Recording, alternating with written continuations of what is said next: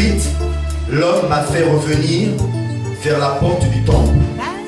J'ai vu que de l'eau sortait sous le seuil du temple, à l'est, car la façade du temple était haute.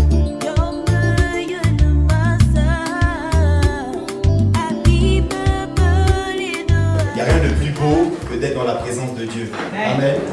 On peut manquer beaucoup de choses, on peut manquer une belle émission à la télévision, on peut manquer un bon programme à la télévision, on peut même parfois manquer un dîner d'affaires ou un rendez-vous important, mais le rendez-vous avec Dieu, celui-là, il ne faut pas le manquer. Amen. Parce que si le rendez-vous avec Dieu, je l'ai honoré, alors tout le reste, Dieu a fait de telle sorte que je rattrape ce que j'ai perdu.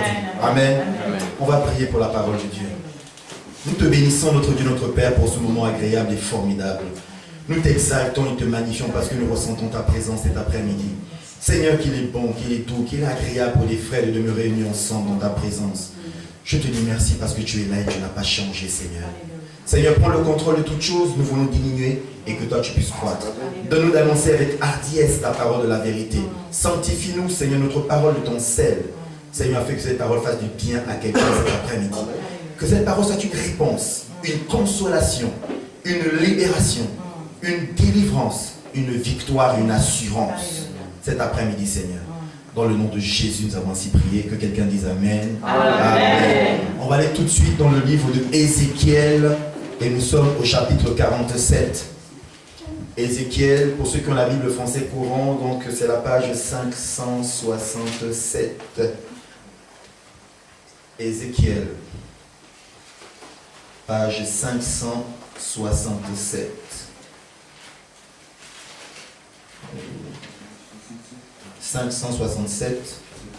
C'est donc Ézéchiel chapitre 47 et nous sommes donc à partir du verset 1. Je sais qu'on ne verra pas tout cet après-midi.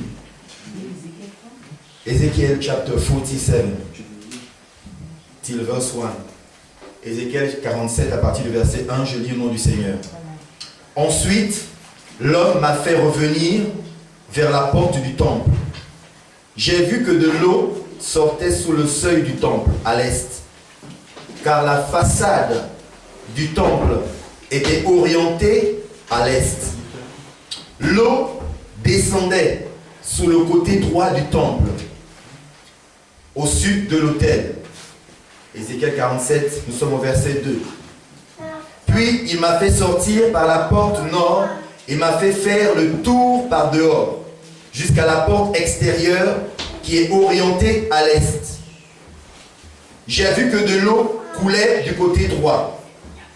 Lorsque l'homme s'est avancé vers l'est, il tenait un ruban à mesurer. Il a mesuré 500 mètres. Puis il m'a fait traverser l'eau. J'en avais jusqu'aux chevilles. Il a mesuré encore 500 mètres et m'a fait traverser l'eau. J'en avais jusqu'aux genoux. Il a mesuré encore 500 mètres et m'a fait traverser. J'en avais jusqu'à la taille, jusqu'au rein. Il a mesuré encore 500 mètres. C'était devenu un torrent que j'étais incapable de traverser, car l'eau était si profonde qu'il fallait y nager. C'était un torrent qu'on ne pouvait pas traverser. Amen. Amen. Aujourd'hui, je vais m'arrêter jusqu'au verset 5. Et la semaine prochaine, je vais continuer jusqu'au verset 12. Amen. Amen. Ézéchiel était un prophète. Et Ézéchiel a vécu à la même période que le prophète Daniel. Ils étaient nombreux comme ça. Parce que lorsque Israël a désobéi à Dieu, qu'est-ce que Dieu fait? C'est comme dans notre vie aussi. Quand on se détourne de Dieu, il nous arrive certaines calamités ou certains malheurs, certains problèmes. En fait, c'est une manière pour Dieu de nous dire que je vous aime et revenez vers moi. Amen. Il ne faut pas le prendre de manière mystique. Ah, Dieu me fait du mal, Dieu est en train de me châtier, Dieu va me tuer. Non. C'est simplement l'amour de Dieu. Vous savez, nous, en tant que parents qui avons des enfants, quand un enfant fait une bêtise, on va le corriger, n'est-ce pas? L'enfant peut le prendre mal. Ah, les parents m'ont fait du mal. Mais les parents, nous savons que quand nous le faisons, c'est pour le bien de l'enfant. Les enfants n'ont qu'une occasion de dire Amen. Amen. Ok. Donc, c'est pour le bien des enfants, n'est-ce pas? Donc, c'est pour ramener l'enfant sur le bon chemin. Nous les parents, on voit l'avenir. Quelqu'un disait, un écrivain américain disait, les enfants prennent un mauvais chemin et ils refusent d'écouter les conseils de leurs parents parce qu'ils n'ont pas encore été jusqu'au fond de la situation. Mais les parents qui sont déjà passés par là, en fait, les préviennent toujours, les mettent en garde. Fais attention, parce que la Bible dit que telle voie paraît droite à un homme, mais dont l'issue, c'est la mort. Donc les parents savent pertinemment que le chemin que tu empruntes est mauvais, il est temps que tu reviennes vers moi. Amen. Donc à cette époque, Israël, Juda, donc les deux royaumes ont désobéi à Dieu, se sont détournés de Dieu. Ils ont commencé à adorer des statues, ils ont commencé à faire des autels et pour adorer Baal. Baal qui était l'ennemi de Dieu. Vous imaginez un enfant qui est à la maison, il a un père, il a une mère, il commence à dire papa, maman aux voisins. Il commence à faire plaisir aux voisins. Il commence à faire des cadeaux aux voisins. Il appelle le voisin maman, papa. Il y a un problème, n'est-ce pas? Et bien voilà ce qui s'est passé avec Israël. Ils se sont détournés de Dieu pour dire que Baal était devenu leur père.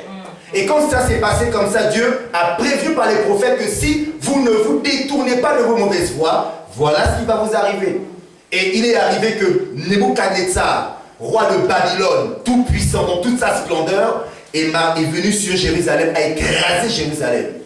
Et vous savez, quand les rois font la guerre, ils choisissent les meilleurs éléments du pays qu'ils ont vaincu. Et donc, il a pris Daniel, qui était un enfant brillant, un prince, Ézéchiel et d'autres prophètes, ils ont tous emmenés en captivité à Babylone. Et c'est là-bas qu'Ézéchiel prophétise. Ézéchiel était quelqu'un qui était destiné à la prêtrise. C'était un sacrificateur. Et à l'âge de 30 ans, le Seigneur l'appelle pour lui dire, Ézéchiel, je t'appelle à mon service. Ézéchiel a dit, me voici. C'est comme toi et moi, j'espère que cet après-midi, quand Dieu te dit, viens, que tu lui répondes, Seigneur, me voici. Quelqu'un peut-il dire, me voici? Me voici. Amen. Parce que quand tu dis me voici, tu le dis à ton Dieu pour dire, Seigneur, tel que je suis, je sais que tu m'as donné un corps, c'est pour te glorifier. Dis encore, Seigneur, me voici. Seigneur, me voici. Ézéchiel a dit, Seigneur, me voici, et Dieu l'a utilisé puissamment. Amen. Je n'ai pas vu dans la Bible quelqu'un qui a eu autant de visions qu'Ézéchiel. Ézéchiel a vu des choses extraordinaires sur le temple de Dieu. En fait, tout ce qui se passait dans la maison de Dieu, tout ce qui se passait en cachette, Ézéchiel, Dieu lui révélait ces choses. Et Dieu lui disait, voici comment il faut marcher. Voici comment mon peuple marche. Voici ce que mon peuple fait en secret. Voilà pourquoi je me détournais de ce peuple et que je vais enlever ma gloire qui était dans le lieu très saint et ma gloire va sortir du temple et je vais vous abandonner. C'était une grande tristesse. Et là, Ézéchiel a une vision d'un grand fleuve. Je me suis posé la question, vous savez, on a lu ensemble que Ézéchiel marche et il y a quelqu'un à côté de lui qui mesure, n'est-ce pas? J'ai compris que dans la vie spirituelle, Dieu veut que tu avances. Dis, je vais avancer. En fait, dans la vie spirituelle, on ne peut pas rester au même point. On ne peut pas rester statique. Quelqu'un qui reste au même point. Rappelez-vous, dans Jérémie, on nous parle de Moab. Jérémie prend une prophétie, il dit Moab est comme un vin. Un vin qu'on n'a pas transvasé de vase en vase. Donc ce vin a gardé son goût. Le goût n'a pas changé. En fait, le goût est devenu bizarre. Parce qu'on n'a pas transvasé de vase en vase. Et même son odeur était nauséabonde. Pourquoi? Parce qu'il n'a pas voulu bouger. Le chrétien qui ne veut pas aller d'une étape à une autre va stagner. Il aura l'impression que tout va bien. Mais en fait, tu n'es pas allé jusque là où Dieu veut que tu ailles. Mes frères et sœurs, Dieu veut aller plus loin avec toi.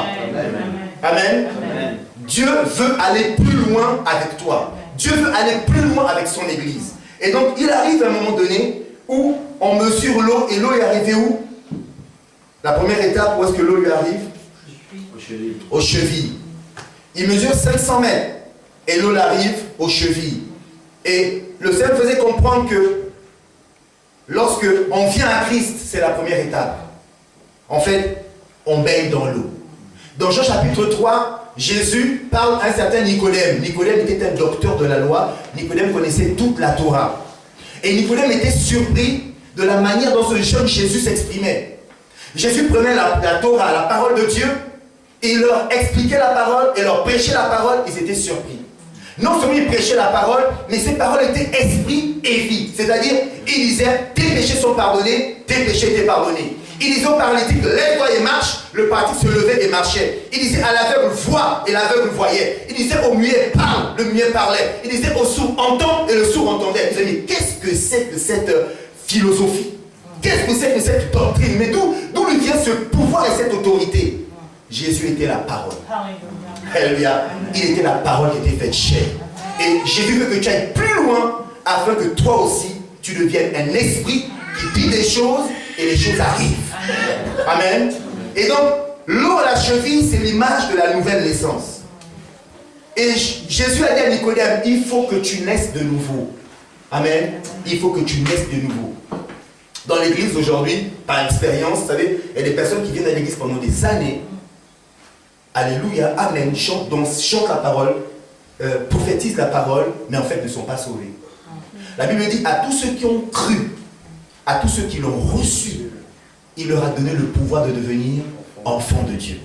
Jésus dit à Nicodème, il faut que tu naisses de nouveau. Nicodème dit, attends, donc moi, à 70 ans, je vais retourner dans le ventre de ma mère et elle va m'enfanter encore? C'est pas possible. Donc c'est trop tard pour moi. Je suis fichu alors. J'ai dit, mais tu n'as rien compris. Il dit, mais tu es docteur de la loi et tu ne comprends pas ces choses. Mais c'est aussi simple que ça. La nouvelle naissance est spirituelle. On ne peut pas rentrer dans le ventre de sa mère et naître de nouveau, c'est pas possible. Prenez cet enfant qui est là, on va dire, bon, même elle est petite, mais rentre dans le ventre de ta mère, c'est pas possible.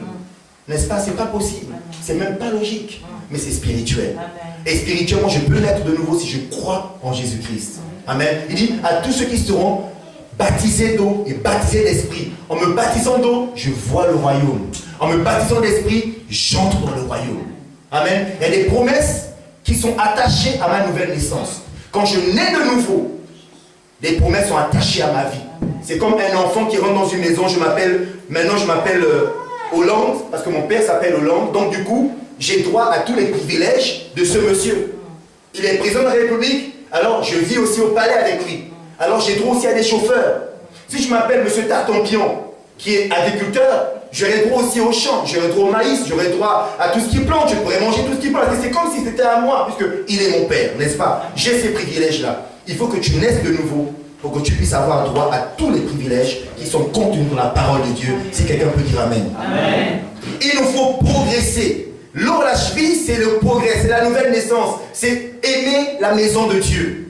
Amen. Hébreux 10 nous dit au verset 25, n'abandonnez pas votre assemblée. Aimez la maison de Dieu, aimez l'église de Dieu. Et le psaume 133 nous dit, il est doux, il est agréable pour des frères de demeurer unis ensemble, car c'est là où Dieu déverse quoi? Sa bénédiction. Amen. Tel que nous sommes ici ce soir, cet après-midi, il y a des bénédictions que Dieu est en train de faire couler sur nous. Pendant qu'on adorait, qu'on chantait, qu'on louait, qu'on se disait bonjour, des bénédictions coulaient du trône de Dieu sur nos vies. C'est pourquoi tu étais fatigué, un peu abattu, mais dans sa présence, tu sens des choses en toi, tu sens une joie en toi, tu sens une paix en toi, tu sens en toi une assurance que quelque chose s'est passé. J'avais des problèmes, mais j'ai déjà la solution. J'étais fatigué, mais je suis déjà requinqué. J'étais malade, mais j'ai déjà reçu la guérison. J'étais abattu, mais je suis déjà fortifié. Parce que la présence de Dieu est tellement réelle dans ce lieu que je crois que ce que tu as dit, il y a la puissance de l'accomplir. Parce que Dieu est présent, il est là, il marche avec moi, il est à mes côtés, il me transforme, il me guérit, il me libère, il me change. J'aime ce Dieu-là. Et c'est dans sa présence. Il est bon d'être dans la maison de Dieu. Mes frères et sœurs, ne nous leurrons pas. Le diable, dès le matin, j'avais quand je suis arrivé à l'église en tant que nouveau converti, le pasteur avait collé à l'église un message. Et le titre c'était « Satan se dépêche pour aller à l'église ». Je me dis, ah tiens, Satan se dépêche pour aller à l'église. Mais moi, des fois, moi, en tant qu'enfant de Dieu, je prends mon temps. Alléluia. Je prends mon temps. Mais Satan ne prend pas son temps. Le matin, il est le premier. Devant la porte, il se dit, mais je dois tout faire pour les empêcher d'entrer ici. Et donc, ce qu'il va faire, comme elle disait, le matin, quand je pose mon pied de lit, il va commencer. Je ne sais pas ce que j'ai, je suis énervé, je sais pas, et puis un enfant vient, les enfants ont peur, et puis voilà, ça. Et puis là-bas, les enfants se chamaillent, mais au point, il m'est même arrivé un jour de chercher ma chaussette, j'allais à l'église, alors que les chaussettes étaient à mes pieds. J'ai commencé à crier, demander à tout le monde, où sont mes chaussettes? Où sont mes chaussettes? On me dit, mais ils sont à tes pieds. Parce que dès le matin, ils travaillent. Amen. Ils se dépêchent pour venir à l'église. Parce qu'il sait que si je peux empêcher chez les gens de venir à l'église, j'ai gagné. Dis avec moi, Satan, tu es vaincu. Satan, tu es vaincu. Comment? Alléluia. Alléluia. Amen.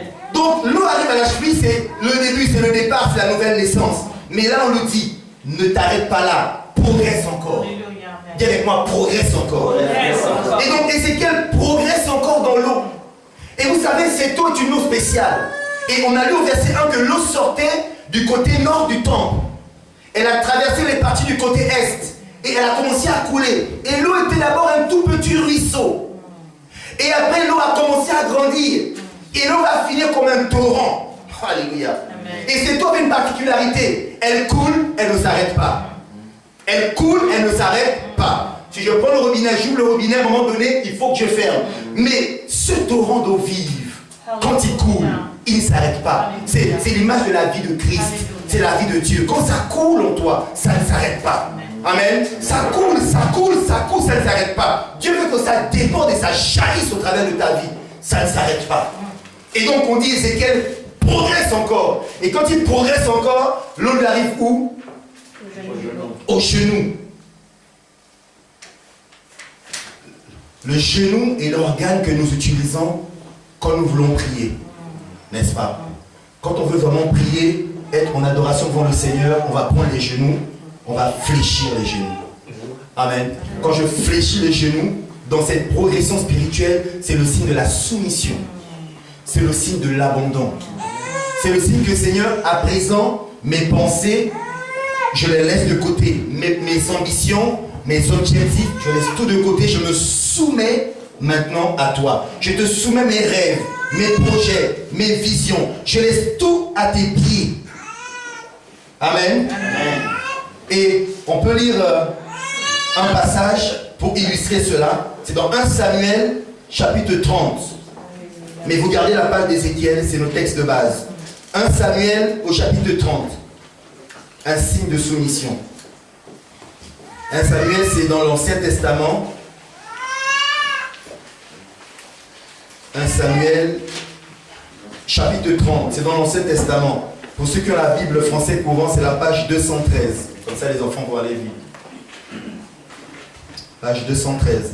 1 Samuel, chapitre 30. Et nous sommes au verset 6, 7 et 8. Je résume. Les ennemis de David, les Amalécites, sont venus. Ils ont pris les femmes, ils ont pris les enfants, ils ont pris les animaux, ils ont tout emporté avec eux. Et David et ses vaillants guerriers reviennent du combat. Et qu'est-ce qu'ils constatent? Qu'il n'y a plus rien. Et ils se sont mis tous à se lamenter et à pleurer. Et ils menaçaient même de lapider David, leur chef. Voilà ce que David a fait. Quelqu'un qui était dans l'étape des genoux. Au verset 6, David fut dans une grande angoisse, car la troupe parlait de le lapider. Tous éprouvaient en effet de l'amertume, chacun à cause de ses fils et de ses filles. Mais David reprit courage en s'appuyant sur l'Éternel son Dieu. Il dit au prêtre Abiatar, fils d'Akimélec, apporte-moi donc l'éphod. Abiatar le lui apporta. David consulta l'Éternel en disant, dois-je poursuivre cette troupe?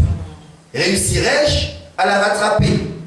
L'Éternel lui répondit, poursuis-la, car tu la rattraperas et tu délivreras les prisonniers, parole du Seigneur. Amen. Amen. Vous savez, donc, dans cette optique de soumission à Dieu, je ne peux rien faire sans d'abord aller le consulter à genoux. Seigneur, dans cette situation-là, toi tu dis quoi? Dans cette situation, Seigneur, comment tu aurais fait toi? Comment tu vois les choses? Parce que Ésaïe 55 nous dit, on peut lire Ésaïe 55. Ésaïe 55, c'est juste avant Ézéchiel. Avant Ézéchiel, vous avez Jérémie, et avant Jérémie, vous avez Ésaïe. Ésaïe 55. Ésaïe 55. Et nous sommes à la page 477, pour ceux qui ont la Bible français courant. Page 477, Ésaïe 55.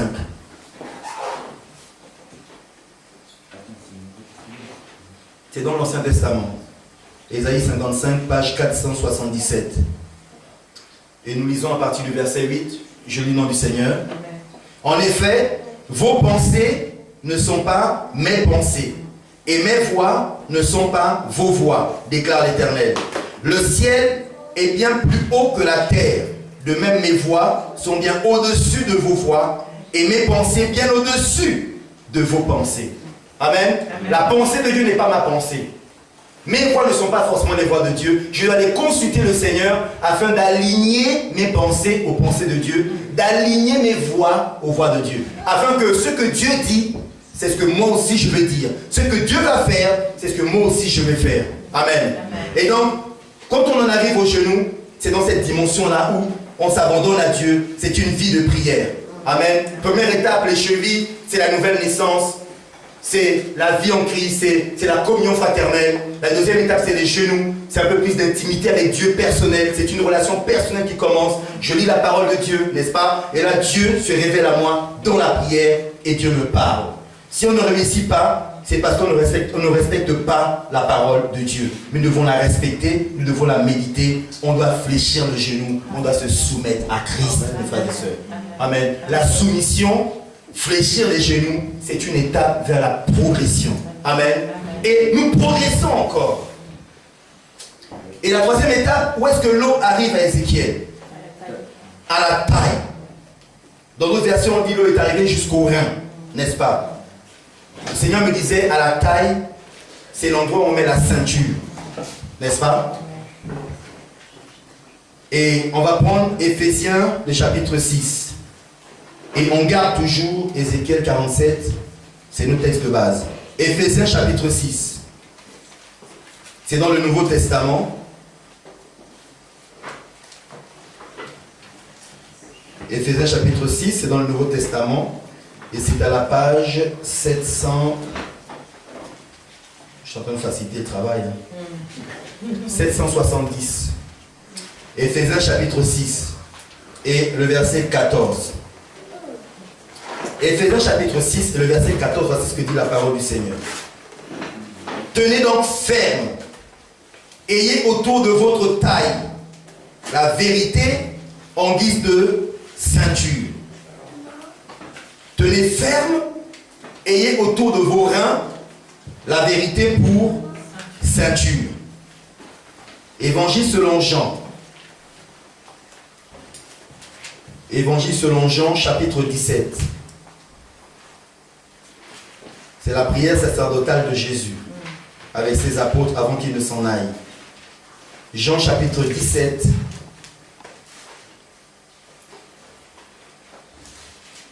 Page 702. C'est un verset facile à retenir, hein, c'est Jean 17, 17. Jean chapitre 17, verset 17, la Bible dit, je lis au nom du Seigneur, sanctifie-les par ta parole, car ta parole est la vérité. Ayez à vos reins la ceinture. La vérité pour ceinture, ça veut dire, ayez à vos reins la parole de Dieu. L'étape des reins, c'est l'étape où je vais passer du temps dans la parole de Dieu. Je vais la méditer, je vais la lire, je vais essayer de la comprendre par rapport à ma propre vie. Est-ce que tu sais que dans la Bible, il est question de toi?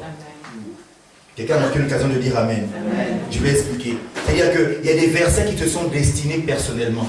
Par rapport à ta destinée, par rapport à ta vie, la Bible déclare qu'il y a des œuvres que Dieu a préparées d'avance pour toi afin que tu puisses les pratiquer. En fait, tu es né pour réussir sur la terre la mission que Dieu t'a préparée d'avance. Et pour la découvrir, c'est en méditant la parole de Dieu que tu comprendras ce pourquoi Dieu t'a appelé, ce pourquoi Dieu t'a créé. C'est en méditant la parole de Dieu. Je ne vais pas la lire juste parce que je suis en train de lire un livre. Non. Avant de le lire, c'est Seigneur, parle-moi, instruis-moi, éclaire-moi, ouvre mes yeux, révèle-moi les choses cachées concernant ma vie. Je veux m'aller plus loin par rapport à ma femme, à mon mari, à mes enfants. Seigneur, quelle parole tu as pour leur vie? Dis-moi. Parce que s'ils sont sur la terre, c'est pour un but. Si tu vas bien avec cet homme, c'est pour un but. Avec cette femme, c'est pour un but. Alors, dans ta parole, Seigneur, parle-moi. Révèle-moi ce but. Mes frères et sœurs, en faisant cela, Dieu va se révéler à vous. Amen. Dieu vous dira le pourquoi, le comment. Pourquoi tu es ensemble, pourquoi tu es à la Nouvelle Jérusalem, pourquoi le pasteur Jean est ton pasteur, pourquoi tu es avec tel frère, pourquoi tu es avec telle soeur, pourquoi vous êtes mariés, pourquoi vous êtes rencontrés. Tout cela est contenu dans la Bible. Amen. Parce qu'en lisant, tu auras la révélation. Amen. Et c'est comme si on va t'enlever les écailles qu'il y avait dans tes yeux et tu verras différemment les situations.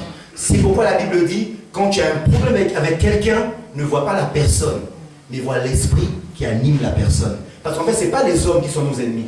N'est-ce pas? On n'a pas lutté contre la chair ni le sang, mais contre les principautés, contre les dominations, contre les esprits méchants qui influencent les hommes.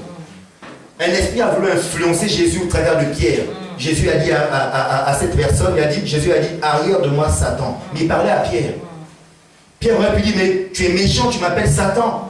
Non, mais en fait, Jésus discernait que derrière Pierre, il y avait une influence qui était mauvaise. Donc, quand tu vois quelqu'un, eh ben, ce n'est pas la personne, il y a un esprit, n'est-ce pas? Et donc, plus tu médites la parole de Dieu, plus cette parole va faire un travail en toi de sanctification, de purification, de délivrance, de libération.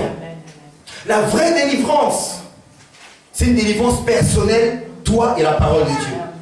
N'est-ce pas? C'est-à-dire que tu vas lire et découvrir quelque chose qui va te dire, je prends un exemple, sur le mensonge. La parole est claire et tu l'as médité. Eh bien, tu n'as pas besoin que le pasteur t'impose la main pour chasser l'esprit de mensonge. Mais ce dont tu as besoin, c'est toi-même prendre cette parole, la mettre dans ton cœur en disant, Seigneur, seul, je n'y arriverai pas, mais aide-moi à avoir la victoire sur le mensonge. Seigneur, je veux mettre cette parole en pratique. Quand le mensonge viendra, je le discernerai et je le repousserai au nom de Jésus. C'est ça la véritable délivrance. N'est-ce pas? Imposer les mains, c'est vrai, on peut chasser les démons, c'est vrai. Mais la véritable et la première délivrance, c'est toi-même avec la parole de Dieu. Amen. Plus tu l'examines, plus tu la médites, vous allez voir que dans la vie spirituelle, les gens qui grandissent vite, c'est les gens qui méditent la parole de Dieu, qui ont des révélations. Alors que dans le même temps, il y en a qui sont à l'église peut-être avant eux, mais qui ont stagné, qui sont restés les pieds dans l'eau au niveau des chevilles. Mais nous devons progresser encore, et c'est la parole de Dieu qui nous donne la vie. 2 Timothée chapitre 3 au verset 16. 2 Timothée, c'est dans le Nouveau Testament, chapitre 3 au verset 16. Page 784. 2 Timothée chapitre 3 au verset 16. Que nous dit la Bible? Je lis à partir du verset 15. Page 784. Donc c'est 2 Timothée chapitre 3, le verset 15 et 16. Je lis le nom du Seigneur. Et Dieu, là c'est Paul qui parle à Timothée, il lui dit, depuis ton enfance, tu connais les saintes écritures qui peuvent te rendre sage en vue du salut par la foi en Jésus-Christ. Toute écriture est inspirée de Dieu et utile. Pourquoi? Premièrement, pour enseigner. Deuxièmement, pour convaincre. Troisièmement, pour corriger.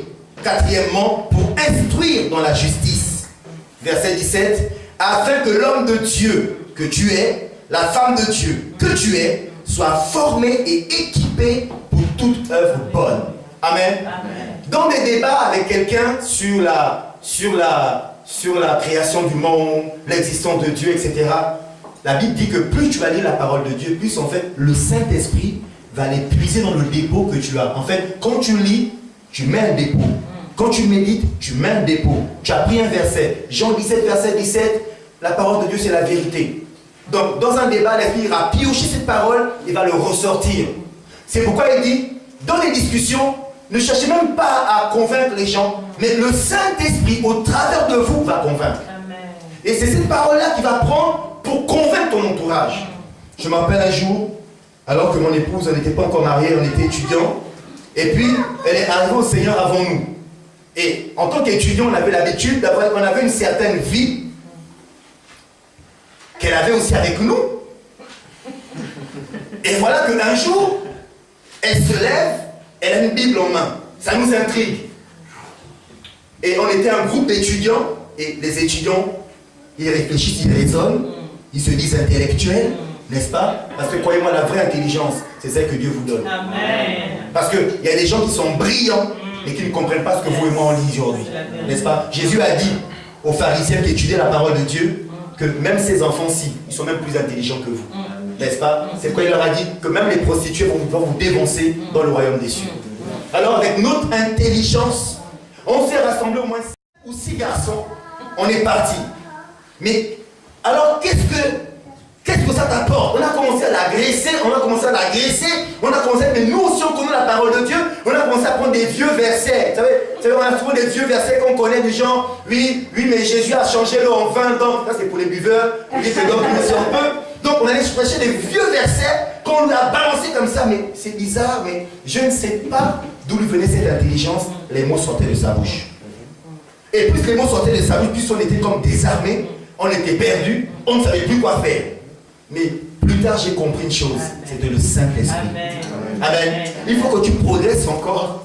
Il faut que tu quittes l'eau aux chevilles, l'eau aux genoux, que l'eau vienne à la taille, qu'on progresse encore, afin que lorsque les contradicteurs arrivent, parce que je te dis une chose et c'est vrai, les gens viendront pour tester ta foi. Les gens viendront pour savoir est-ce que tu pries réellement. Ah mais j'ai appris que tu allais dans une église. C'est quoi ça? Donc tu veux dire que moi je suis un pécheur parce que je n'ai pas à l'église? Donc on va commencer à tester ta foi, mais tu te prends pour qui? Mais n'est-ce pas hier tu as fait ça avec moi, on était ensemble, et tu dis que tu pries? Allez, arrête-moi ces affaires-là. Tu diras, mais si hier tu m'as pris dans les choses qu'on faisait avant, mais entre-temps, cette parole-là me dit que si je confesse mon péché, il est fidèle et juste de me pardonner et de me purifier de toute iniquité. Amen. Donc, je ne sais pas de qui tu parles. Celui dont tu parles, c'est le Gérard de Thiers. C'est le Pascaline Thiers. C'est qui d'autre? C'est le Benjamin Thiers. C'est qui d'autre? C'est Esther Thiers. Mais je ne sais pas de qui tu parles. C'est peut-être Antonio Thiers. Mais aujourd'hui, l'aveugle a dit, mais autrefois j'étais aveugle, c'est vrai. Et ils ont dit, mais qui t'a ouvert les yeux? Mais où est votre problème? Réjouissez-vous que je vois. Je pourrais enfin voir que je suis un beau gosse. Parce qu'avant j'étais aveugle et je ne pouvais pas me marier. On me méprisait parce que je demandais des pièces. Maintenant que je vois, je me suis lavé, je me suis coupé les cheveux, j'ai changé mes vêtements, je suis bien et vous plaignez. Mais allez demander à celui qui a fait ça et allez l'acclamer que mon gars c'est bien ce que tu as fait. Mais ils étaient intrigués en disant mais ce n'est pas normal. Tu étais aveugle, tu devais rester aveugle toute ta vie. Avec Jésus-Christ de Nazareth, tu ne resteras pas aveugle toute ta vie. Tu ne resteras pas mendiant toute ta vie. Tu ne resteras pas célibataire toute ta vie. Tu ne resteras pas malade toute ta vie. Parce que Jésus-Christ est Seigneur. Oh, il a dit l'homme qu'on appelle Jésus. Il m'a dit, va te laver au réservoir de Siloé. Je suis parti, j'ai lavé mes yeux. Personne ne m'a accompagné. J'ai couru, je me suis jeté à l'intérieur et j'ai recouvré la vue. C'est merveilleux. Jésus est merveilleux. Jésus est merveilleux. Autrefois, c'était mon ancienne adresse. C'était l'aveugle, le célibataire, le gars qui ne travaille pas, le gars que les filles ne regardent pas. C'était avant. Mais aujourd'hui, là maintenant, c'est elle qui vient frapper à ma porte. Maintenant, aujourd'hui, c'est moi qui choisis. Alléluia. Parce qu'avant, on me méprisait, non? Mais maintenant, j'ai vu ma valeur. Mes frères et sœurs, en Christ, vous avez une valeur. Amen. En Christ. C'est pourquoi il y a souvent l'évangile marchant la tête haute. Je n'ai rien aujourd'hui. Ah, les témoins, je vais vous donner un témoignage. Autrefois, avant, j'étais pasteur, je n'avais pas de permis. Et pour certains, ça posait problème. Pour certains. Mais vous allez à l'église là, j'ai le pasteur là qui n'a pas de permis. Et à l'époque, j'étais au chômage. Vous allez à l'église, là, sur le pasteur, il n'a pas de permis. Il est au chômage. Vous aussi. Ah, il va vous imposer de même vous donner quoi?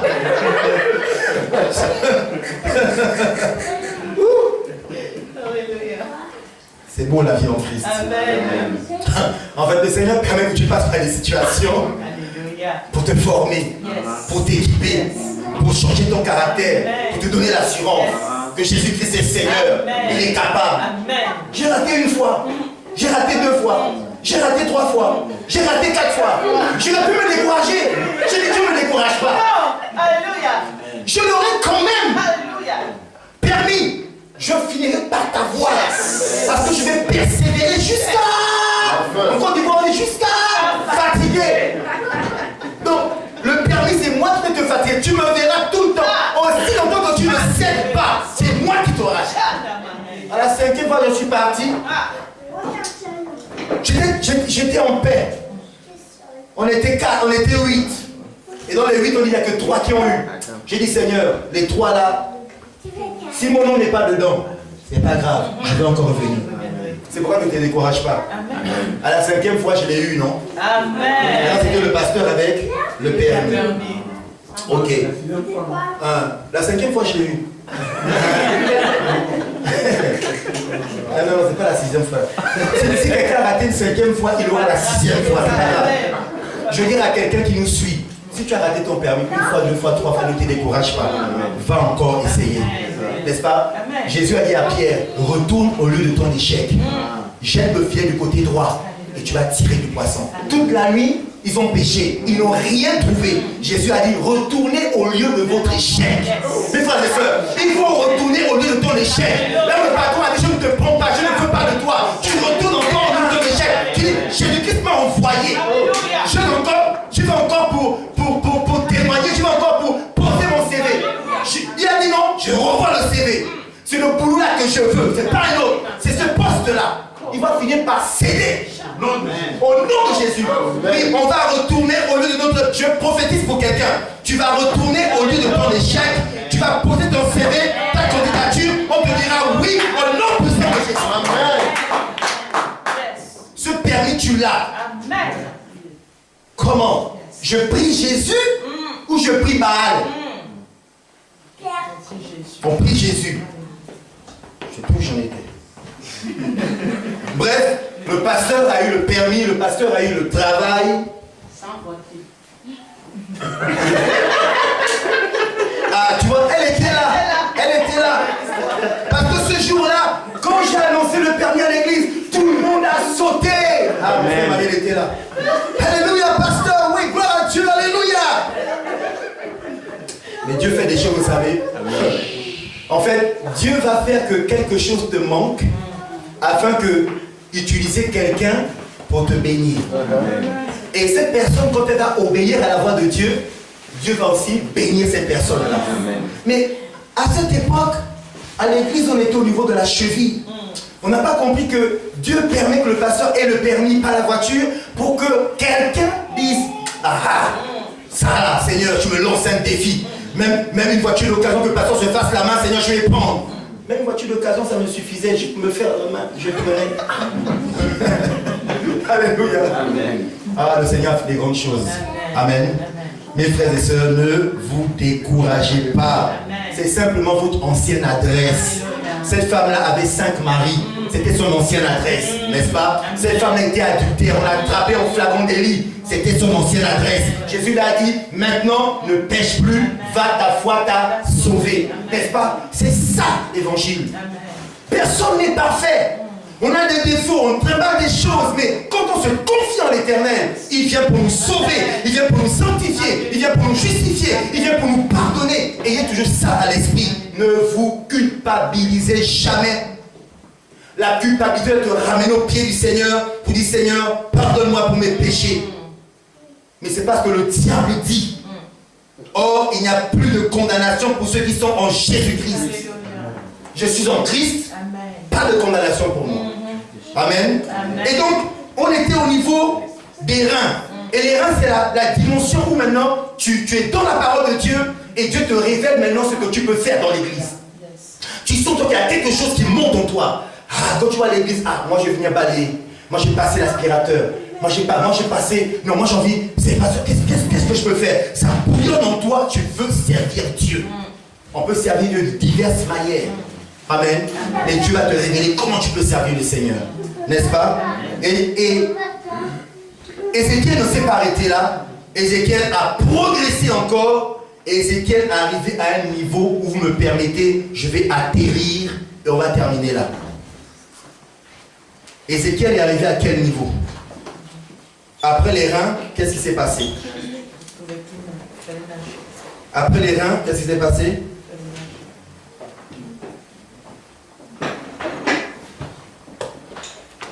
Nous sommes au verset 5. Il a mesuré encore 500 mètres.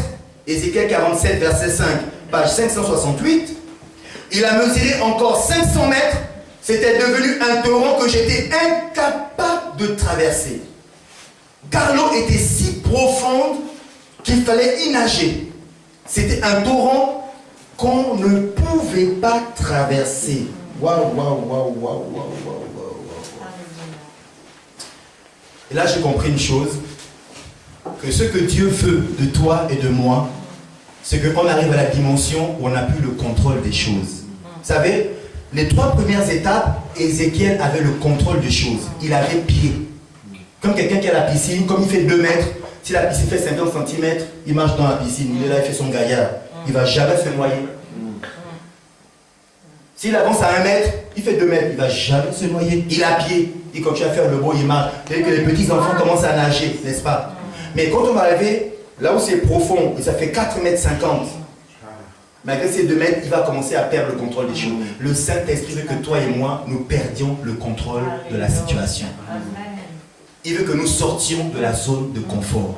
Il veut que nous sortions de la maîtrise des choses. Parce que aussi longtemps que je maîtrise ma vie, Dieu ne peut pas intervenir. Que je maîtrise mon couple, Dieu ne peut pas intervenir. Que je maîtrise ma vie professionnelle, Dieu ne peut pas intervenir. Il faut que je lâche prise. Seigneur, prends le contrôle. Et quand le Seigneur prend le contrôle, alors là, les choses commencent à changer. On doit sortir de notre zone confortable de la vie naturelle pour plonger dans les eaux profondes et agitées de la vie spirituelle. Les eaux profondes sont agitées. On ne sait pas où on va. Qui a déjà été dans un fleuve au pays? Même si vous voyez le Rhône, tu te jettes dedans, tu perds pied. Et si le courant est fort, tu peux faire ce que tu veux. Tu seras emporté par le courant. Le Saint-Esprit est un fleuve d'eau vive puissant, un courant qu'on ne peut contrôler. Et si vous vous laissez faire, si vous ne vous débattez pas, il vous conduira vers la destination que Dieu a préparée pour vous, Église de Dieu. Il faut que je perde le contrôle, que je lâche prise, que je sorte des eaux calmes où j'avais pied de la vie charnelle pour entrer dans les eaux incertaines de la vie spirituelle. La vie spirituelle est incertaine. On ne contrôle pas la situation. On se laisse conduire. C'est pourquoi il a dit, je vous envoie le consolateur, le Saint-Esprit de Dieu, et lui vous conduira dans toute la vérité. Celui qui va dans les eaux profondes se laisse conduire par le Saint-Esprit. Si ma vie spirituelle est morose, si elle est fade, si elle n'a pas de saveur, c'est parce que j'ai encore le contrôle. J'ai encore au niveau des chevilles, des genoux ou des reins. Je marche encore. Je prends mon corps et je l'emmène encore où je veux. Et l'esprit ne peut pas m'emmener là où il veut. Et Jésus a dit à Gethsémanée, Seigneur, je suis dans ton courant. Le courant est fort. Il m'emmène à la croix de Golgotha. Mais ma chair dit, retourne en arrière. Mais Seigneur, non pas ma volonté, mais ta volonté. Il ne faut pas que je m'éloigne de la coupe, que je boive la coupe, Seigneur, et que je meure à la croix de Golgotha. Je me laisse entraîner par le torrent de vie qui me mène à Golgotha. Parce qu'à Golgotha, 3 jours après, il y aura la résurrection. 3 jours après, il y aura le miracle de Dieu. Mon frère, c'est dans ta vie. Si tu te laisses conduire par le Saint-Esprit, tu verras la gloire de Dieu. Ce que tu as promis, tu le verras. Ce sera difficile, ce sera incertain. Tu n'auras pas le contrôle de la situation. Mais le Saint-Esprit de Dieu te mènera à bon port. Il te mènera à bon port. Même si ça ne me plaît pas, il m'emmènera à bon port. Le bon port de Jésus, c'était la croix. Mes frères et sœurs, la vie spirituelle, quand elle est incertaine, tu ne contrôles pas les choses, ça peut t'effrayer, c'est vrai, mais sache que derrière, il y a un miracle de Dieu. Derrière, il y a une bénédiction de Dieu. Derrière, il y a la promesse que Dieu t'a faite. Tu verras la gloire de Dieu. Oh, le Seigneur aime les gens qui se laissent conduire par l'Esprit. Des gens qui ne maîtrisent plus rien. Et qui disent, Saint-Esprit, tiens le volant. Saint-Esprit, tiens le volant. Saint-Esprit, tiens le volant de ma vie. Prends le volant. Emmène-moi où tu veux maintenant. Moi, je voulais aller à la part Dieu en poussant par le cours Lafayette. Mais toi, tu me dis non. Je t'emmènerai à Bron en passant par la route de Genasse. Mais la route de Genasse, je n'aime pas la route de Genasse. Je préfère aller à Lyon, c'est la ville. Non, je t'emmène à Bron. On passera par le cours, la route de Genasse. Amen. Après, on va prendre une petite rue resserrée, sens unique. On va rentrer dedans ensemble. N'aie pas peur. On va peut-être le traverser la nuit. Parce que la nuit, c'est l'épreuve. La nuit, c'est l'insécurité. On a un peu peur. Seigneur, tu m'emmènes où là? Seigneur, on va où là? Il dit, aie confiance. Tiens-moi la main. Reste à côté. Mets ta ceinture de sécurité. Je sais où je t'emmène. La lumière finira par paraître. Tu es passé par un moment difficile. Tu es passé par le désert. C'était volontaire. Je voulais t'emmener dans les eaux profondes. Afin que ta nature charnelle disparaisse. afin que ta chair soit crucifiée, afin que tu abandonnes tes objectifs, tes plans, tes projets, tu laisses tout de côté pour que moi je te conduise sur le chemin que j'ai pour ta vie. Que quelqu'un dise Amen. Amen. Nous devons abandonner toutes ces choses-là. La vie charnelle. Amen. Vous savez, le prophète Ézéchiel a reconnu ici son incapacité à traverser le fleuve qui est devenu un torrent très profond. La seule solution ici était de nager pour survivre, pour ne pas couler. C'est le signe d'une relation plus profonde avec le Saint-Esprit. On n'a plus pied, on n'est plus dans la zone de confort, on ne maîtrise plus rien. On a passé le volant à Dieu. Amen. C'est un niveau de dépendance totale où l'on remet tout à Dieu qui sait tout ce qui est bon pour nous ou pas. Sans lui, on ne sait rien et sans lui, on ne peut rien. Amen. Amen. Lisez avec moi Jean 5 au verset 19. Les eaux, dis avec moi les eaux profondes. Seigneur, emmène-moi. Dis-le avec moi, Seigneur, emmène-moi dans les eaux profondes. Ah, il a entendu. Ça va être compliqué un peu, mais attache-toi. C'est une bonne chose qui t'attend derrière. Jean 5, page 690, nous lisons le verset 19 et le verset 20. Jean 5, verset 19 et le verset 20. Je lis au nom du Seigneur. Jésus reprit donc la parole et leur dit, en vérité, je vous le dis, le Fils ne peut rien faire de lui-même. Sinon, ce qu'il voit le Père faire. Tout ce que le Père fait, le Fils aussi le fait pareillement. En effet, le Père aime le Fils et lui montre tout ce que lui-même fait. Et il lui montrera des œuvres plus grandes que celles-ci, afin que vous soyez dans l'étonnement. Parole du Seigneur, que quelqu'un dise Amen. Amen. Et Jésus, dans les eaux profondes de la relation avec son Père, qu'est-ce que Jésus a fait? Il a tout abandonné entre les mains de son Père. Tout ce que Dieu faisait, il le reproduisait exactement. Mon frère, ma soeur, dans les eaux profondes avec le Seigneur, tu verras des choses qui vont te dépasser. Tes dons spirituels vont commencer à se manifester. Les dons de révélation, les dons de guérison, le don de discernement des esprits. Donc tout ce que Dieu a caché en toi va commencer à sortir et toi, tu commenceras par devenir un torrent de vie. Les gens viendront vers toi pour boire et ils feront puiser la sagesse vers toi, la connaissance vers toi. Mais pourquoi toi, quand tu parles, il y a quelque chose que tu dégages qu'on ne comprend pas? C'est parce que tu es dans les eaux profondes de cette relation avec le Seigneur. On flotte à la nage, car maintenant c'est Dieu qui nous porte. Un mot très important, on est assujetti à la pensée de l'esprit. Quand on est dans l'eau, n'est-ce pas, et que l'eau est profonde, on nous jette dans l'eau, notre corps va couler. À un moment donné, quand on va toucher le fond, qu'est-ce que le corps va faire? Le corps va remonter. On appelle ça la poussée d'Archimède. Un corps jeté dans l'eau, la force que dégage l'eau fait remonter à la surface le corps. Vous voyez qu'il y a des gens qui sont morts, qu'on a jetés dans l'eau, quelques temps après le corps flotte et revient à la surface et on retrouve le corps sur la berge. Et là on nous dit, c'est sous la poussée de l'eau que je peux nager. En d'autres termes, c'est sous la poussée du Saint-Esprit que je peux faire des choses. Quand je quitte la cheville, les genoux, les reins, j'arrive en eau profonde, c'est maintenant le Saint-Esprit qui me pousse à faire des choses. Alléluia. C'est pourquoi je veux te lire un passage dans 2 Pierre chapitre 1 verset 21. 2 Pierre chapitre 1 verset 21. 2 Pierre chapitre 1 verset 21, c'est la page 803. Car ce n'est jamais par une volonté d'homme qu'une prophétie a été apportée, mais c'est poussé par le Saint-Esprit que des hommes ont parlé de la part de Dieu. C'est poussé par le Saint-Esprit que des hommes ont parlé de la part de Dieu. Amen. Amen. Luc chapitre 2, je suis en train de finir. Luc chapitre 2, le verset 27. Et après, je vais vous raconter une histoire. Je sais que vous aimez les histoires. Luc chapitre 2, au verset 27. C'est la page 661. C'est Jésus qui est présenté au temple. On dit, il vint au temple poussé par l'Esprit. Alléluia.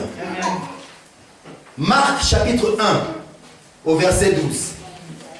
Marc chapitre 1, le verset 12. Et nous sommes à la page 643. Marc chapitre 1, verset 12. Aussitôt, l'Esprit poussa Jésus dans le désert où il passa 40 jours tenté par Satan. Il était avec les bêtes sauvages et les anges. C'était poussé par l'Esprit, n'est-ce pas, mes frères et sœurs? Quand vous faites les choses poussées par le Saint-Esprit, c'est le succès assuré. Amen. On doit dire, Saint-Esprit, pousse-moi à faire des choses. Saint-Esprit, pousse-moi à faire des choses. Alors, je vais vous raconter mon histoire. L'histoire, c'est lors d'une croisière. Imaginez un grand bateau, le Queen Mary, le Concordia, je ne sais, une belle croisière aux îles Canaries. Parce que les îles Canaries, la plage est plus belle qu'en Méditerranée. C'est mon point de vue. Et puis voilà que, tout à coup, on entend quelqu'un qui tombe à l'eau. Une vieille femme tombe à l'eau et elle est en train de se débattre dans l'eau. Elle pousse des cris, venez à mon secours, venez à mon secours. Et tout le monde se pend sur la berge et personne ne se jette. Et puis tout à coup, on voit un homme, un gaillard, la quarantaine, qui saute dans l'eau et qui va à la rescousse de cette femme. Et il ramène la femme dans le bateau. Et tout le monde acclame. Tout le monde l'accueille comme un héros. Wonderful. Il y avait des Anglais dans le bateau. Wunderbar. Il y avait des Allemands dans le bateau. Magnifico. Il y avait des Espagnols dans le bateau. Et c'est merveilleux. Il y avait des Français dans le bateau. Ah, mais c'est super ce qui s'est passé. Lui, il était en colère. Alors que tout le monde l'acclamait, et les journalistes voulaient faire des photos, c'est un héros, il a sauvé la politique, même la vieille femme était contente, mais qu'est-ce que je peux faire pour vous? Lui, il était fâché. Vous savez pourquoi? Il a posé la question, qui m'a poussé?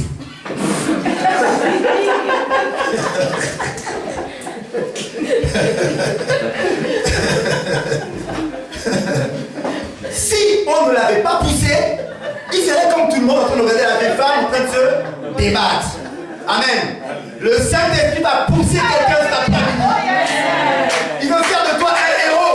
Il va te pousser cet après-midi. Au nom puissant de Jésus. Le Seigneur est là cet après-midi. Il veut pousser quelqu'un. Dis, c'est moi. Dis, Saint-Esprit, pousse-moi. Fais de moi ce que tu veux. Alléluia. Oh, cet homme est devenu un héros malgré lui. Alors qu'au fond de lui-même, il n'était pas d'accord, mais il devenait un héros malgré lui. Si la vieille femme était milliardaire, elle va dire, tiens une moitié de ma fortune. Il va devenir milliardaire parce que quelqu'un l'a poussé. C'est après-midi, quelqu'un va te pousser. Oui, quelqu'un va pousser l'église du Jérusalem, il va nous pousser. Alléluia. Saint-Esprit, pousse. Amen. On va faire une chanson, Saint-Esprit, pousse-moi.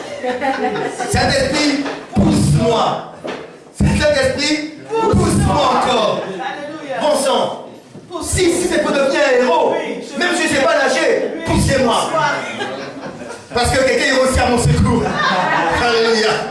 Et quand tu tombes dans l'eau, on te jette la bouée de secours, parce qu'on ne sait jamais, n'est-ce pas? Oui, cet après-midi, mes frères et sœurs, je m'arrête là. La semaine prochaine, on verra les bienfaits d'être dans les eaux profondes et d'être poussé par le Saint-Esprit. Amen. Bon, aujourd'hui, c'était les 4 niveaux que nous avons vus. Le fleuve sort du trône de Dieu. Le fleuve est tout petit ruisseau. Le fleuve grandit. Et au fur et à mesure, on nous mesure. Ça parle de la croissance spirituelle. Ça parle de la croissance numérique. Parce que tout ce que Dieu commence, tout ce que Dieu fait, commence toujours petit. N'est-ce pas? On est aujourd'hui un petit troupeau. Mais j'ai la conviction que si, comme Ézéchiel, nous progressons encore, alors Dieu aussi va nous faire progresser numériquement. Amen. C'est une question d'attitude, de cœur et d'esprit. Amen. Oh Saint-Esprit, pousse-moi. Amen. Je vais demander au chant de venir derrière et nous allons prier. Saint-Esprit, pousse-moi. Alléluia.